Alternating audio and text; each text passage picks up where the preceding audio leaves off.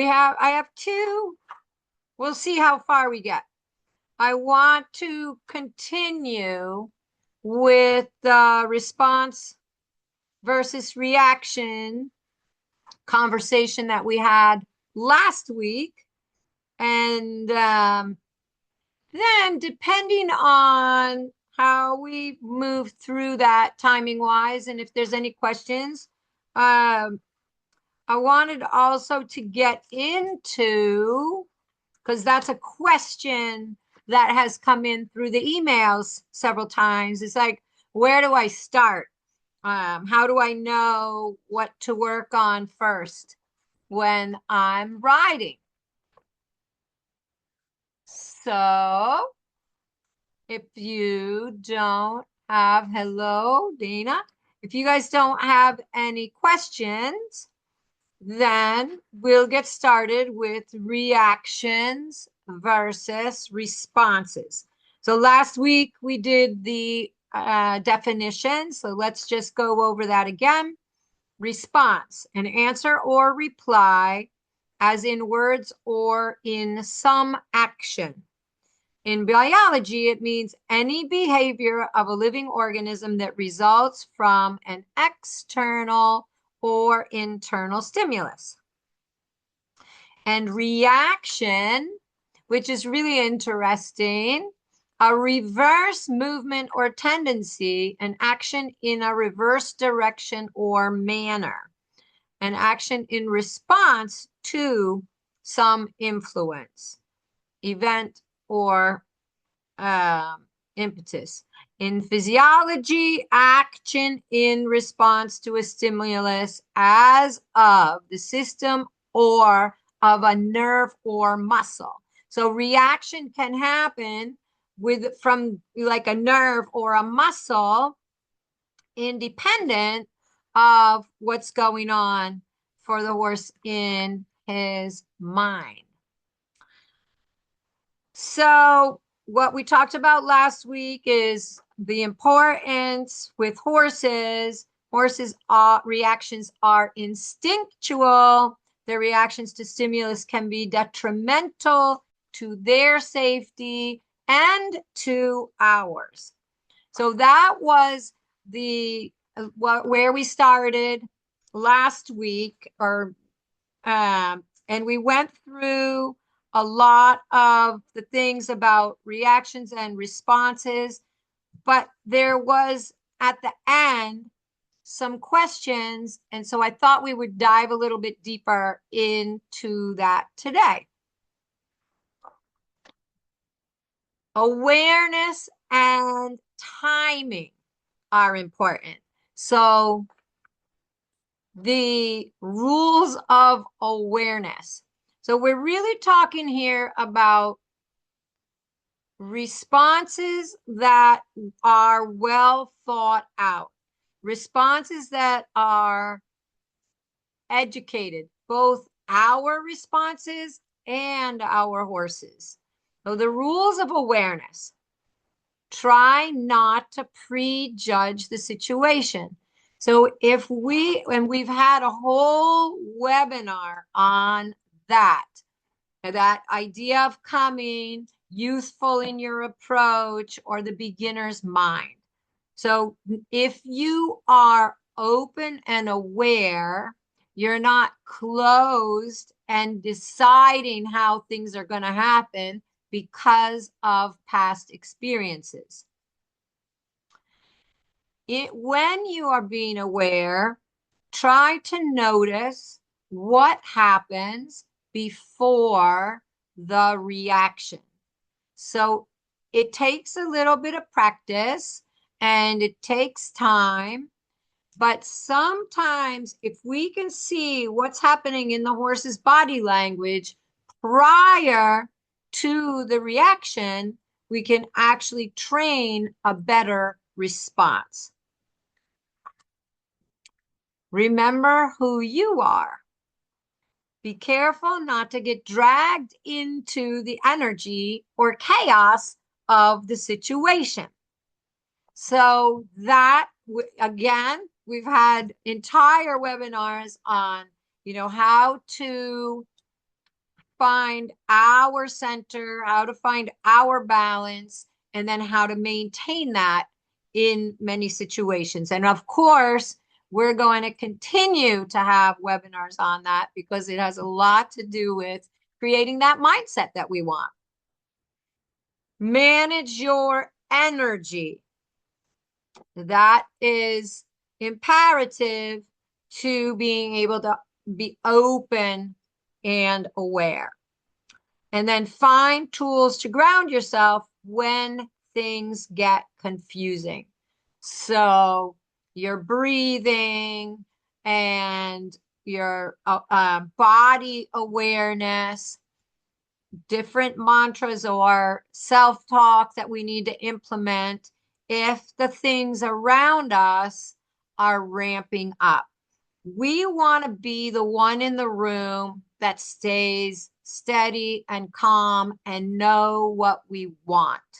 We want to be the one in the room that's not getting dragged into things that are escalating. So that can be in the arena, other horses getting ramped up.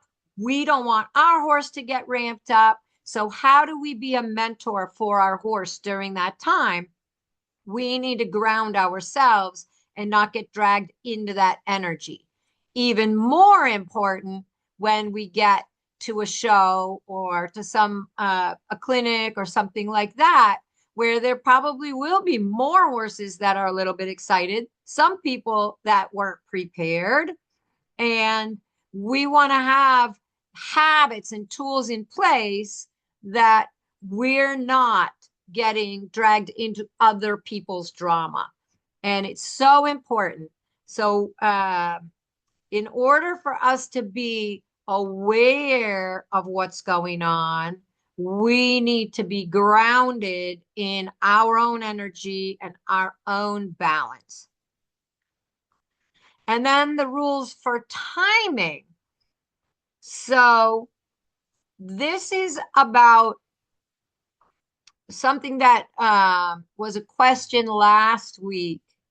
And I really wanted to get into how do we time not only the aid, but the relaxation of the aid, taking that aid away. So we need to know the desired outcome before applying the aid. That is going to be more and more educated the more practice you have. But you're visualizing your desired outcome before you put your aid on. You're feeling that desired outcome before you're applying the aid. That way your body is going to be going with it as it happens. And that's already a reward for your horse. You're going to take your time. Rules for timing: take your time. Really bring yourself into the present moment. Stay relaxed and take your time with everything that you do. It's really important not to be rushing. Never be in a hurry. That'll always, we know that from everything, right? You're in a hurry, you're dropping things, you're in a hurry, you're tripping over things. So we're always going to take our time, meter ourselves a little bit. Level your energy with your horse's energy, and then bring both of them together to the desired level of energy. So I know that we've talked about that before, but it's not good enough just to be relaxed when your horse is escalating. Yes, your mind needs to be relaxed. Your body needs to be present and aware, but you may need to escalate your energy level up to meet your horse's energy level, or to meet whatever the instigator is out there. Meet that, and then you've got your horse's attention. You both are at the same energy, and then you bring your horse down with you. And your horse is going to enjoy that. They're going to say, thank you. I didn't really want to be up there anyway. That's not a comfortable place to be. But if you're just sitting there saying, I'm relaxed, I'm relaxed, I'm relaxed, this is not bothering me, but your horse is getting ramped up, and they're getting ramped up because of something that's very loud and important and filled with energy outside of the arena, or even in the ring where there's a horse that's going crazy or whatever. If you don't match that, then you become unimportant. So you're going to level your energy up with your horse in a calm way. You're not getting angry. You're not getting hectic. You're not getting nervous and fearful. You're just teaching yourself to ramp your energy up. And then you've got his attention. You're just as important or more, hopefully, than whatever that other thing is. And then together you give your horse instructions. We're going to do this. We're going to do that. We're going to find relaxation. And then another thing that's super important is to get to know the correct footfall sequences for each gait. It's very difficult to time your aids properly if you don't know the order that your horse's feet are supposed to be going in each gait. So this is something that a lot of instructors forget to teach, or they may assume that you already know it. And if you aren't comfortable with it just to watch it and to know if it's correct, that's something that you can watch on the videos. We can even create that situation, and have in the past here on Wednesday nights. But get to know the footfall sequences first with your eyes, and then also what do they feel like when you're riding. This way, you can have good timing with your aids. And it takes a lot of practice and a lot of time to develop that.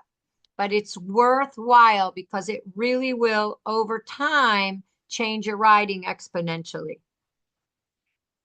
Know that sometimes you just need to get the response, even if the timing is off. Reward, neutral.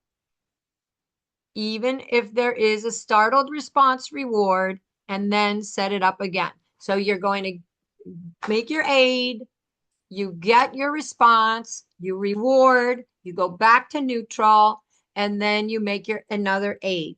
And you're going to give that aid again, either the same or a little louder if your horse doesn't respond. And that timing, that time, it might not be perfect with where the legs are and where everything is, because your horse has got the fingers in the ears. I can't hear you. So then you might need to be, hey, I need something. Don't think that you did something wrong because your horse responds a little bit startled. It is possible that sometimes they get away. It's us that needs to notice, I made an aid and my horse didn't answer me. And for me, even the wrong answer is better than no answer at all. So just think about that. Sometimes you do need to ramp it up, get the response, and then the next time, which is important, the next time you're going to start again, quiet. Don't assume that just because you had to be loud once, you have to be loud all the time in that particular area. If you're teaching your horse, then the next time you're going to try to make that quiet aid, and you're going to look for some kind of sign that your horse is thinking, is this right? So know that sometimes you just need to get a response, even if the timing is off. And then aid, response, reward, repeat. If the response is not timely, increase the aid. However, then the next time the aid goes back to the original pressure. Keep yourself on track in this area. That's a skill level. So that's, we need to build the skill of not getting stronger and stronger, but always thinking that my horse, when I'm teaching him correctly, will be able to respond on that lighter aid. So just because we had to increase it once doesn't mean you're going to have to do it all the time. You don't always need that much pressure every time. Notice that the response time becomes shorter. If it doesn't, ask yourself if there's a way you could teach your horse better. Can I teach that lesson better? And then taking the aid off and reward timing are every bit as important as the application of the aid. So getting to feel when your horse is even getting ready to do the right thing and relaxing the pressure, that is going to teach your horse even better, even faster. So the timing of removing the aid is every bit as important as the timing that we give the aid. And that, again, it takes practice and awareness, because there's going to be little things that you're going to start to feel your horse doing where they're getting ready in the right way. And you can actually relax the aid before they've even completed the task, and they're going to continue on in the right way once they learn what you want. That's anticipating in a positive way. They need to let you ride them, but then you are going to really have a good timing and feeling of them giving in, of them trying, and be able to remove that aid. Be clear about whose responsibility is whose. So if you're carrying your horse around, that's not benefiting you. You absolutely, it's your horse's responsibility to be trotting, and then you get to influence a little bit about how. But if your horse isn't giving that positive step, giving that impulse on its own, and every time you have to ask for the next step, ask for the next step, ask for the next step, the second you have fault, everything's going to break down. If the horse is positive, then when you have fault, that will create that recycling feeling, and you'll be able to start to feel more like you're riding a dressage horse, where you can start to connect them, put them together, and create aids. So always be clear about whose responsibility is whose. And with women, oftentimes we want to help too much. So be careful of that. And then the next part about responses is how to let the horse learn the lesson. Does anybody have any questions so far about this? If you do, you can type them in the chat. How to let the horses learn the lesson. And this is so important because oftentimes our mind knows that the horses are going to make a mistake. Our body gets defensive, and then we don't teach them what their job is. So we want to be careful about that. Mistakes will happen. Correct the mistake after it is made. Don't defend against it. And then we want to have the door open for the right thing to happen and then we want to close the door to the wrong thing without defending. And that way, if the door is open, we're already having good timing. When we give the aid, the door is open for the right thing to happen, and the horse is already rewarded because we feel in sync with each other. The other doors are going to be a little bit closed. So for instance, If you are wanting to go forward, your back is a little bit strong. Your lower legs are going to come on. The front is going, you have connection with the mouth, but the door is open. There's something about your body language that's saying we're going to go forward. And the door is closed because of our back and because of our lower legs to going backwards. And this is something that's learned. It's not innate, but these are the things that we teach our horses. When the door is open and the horse goes forward, it feels very comfortable to go forward.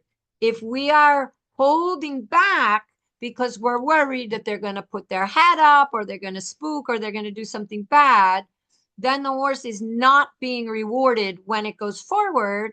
And then by accident, it can get a backward reaction on the legs because there's no place for it to go. So we want to think about that horses learn by how it feels when they respond to the aid.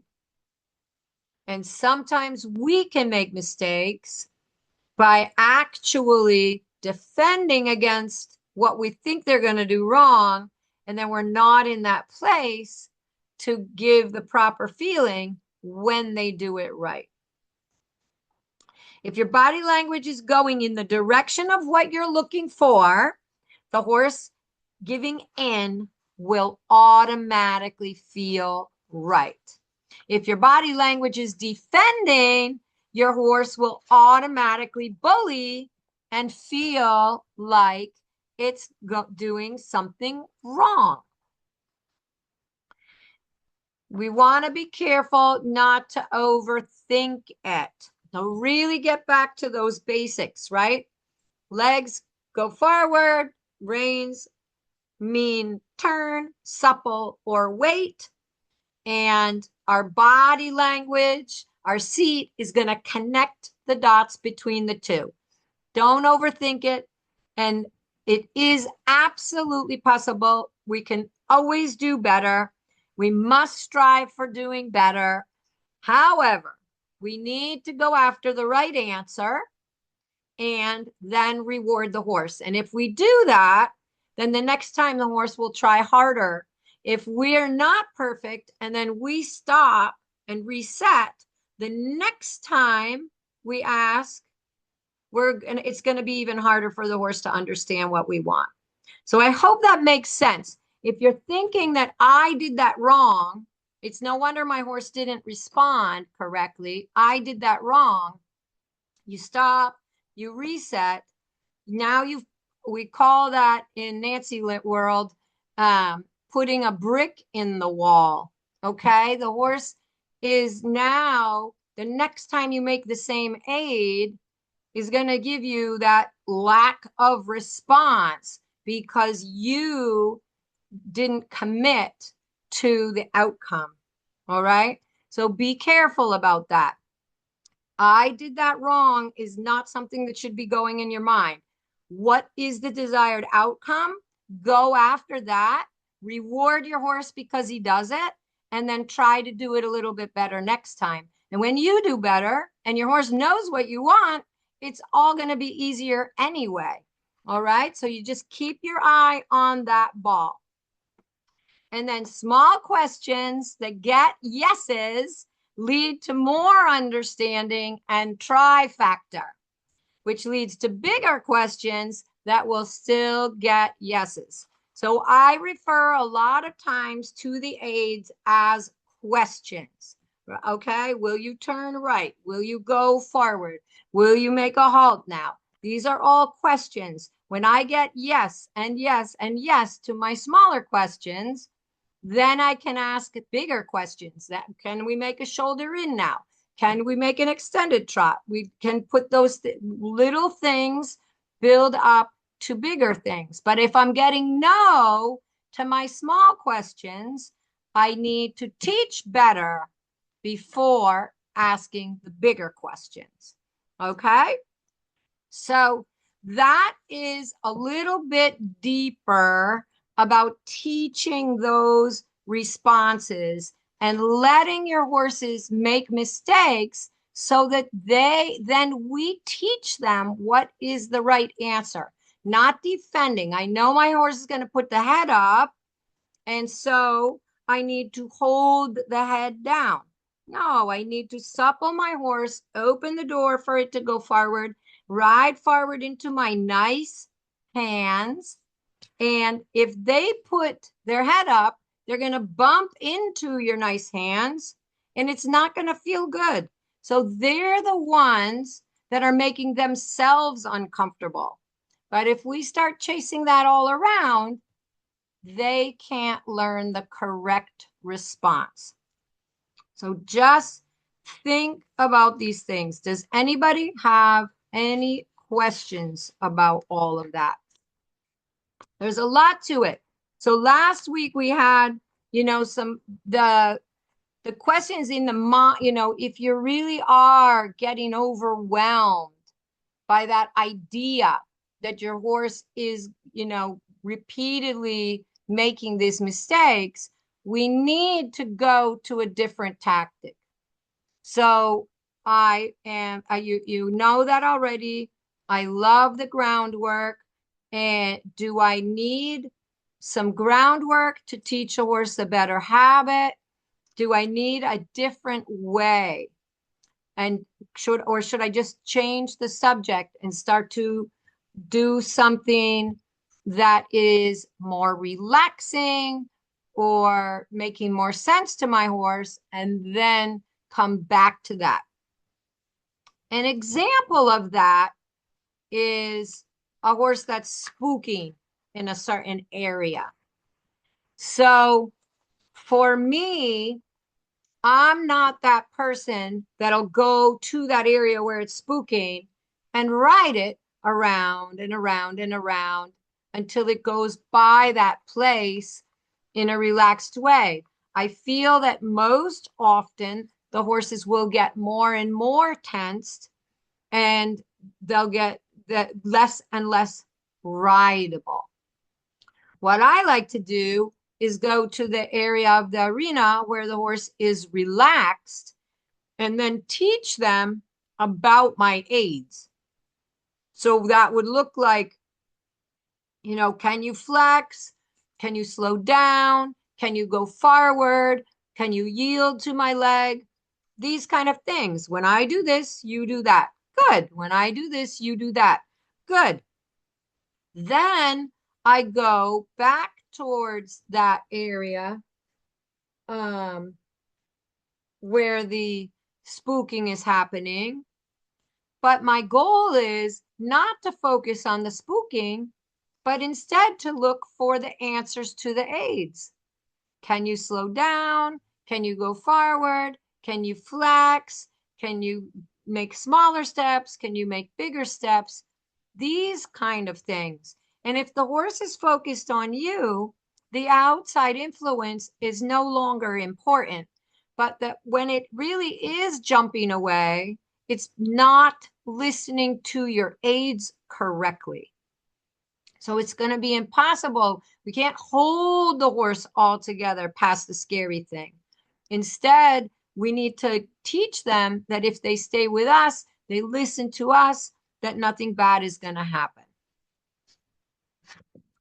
Any questions? And then for the groundwork part, it's such a great opportunity to really watch your horse's body language. So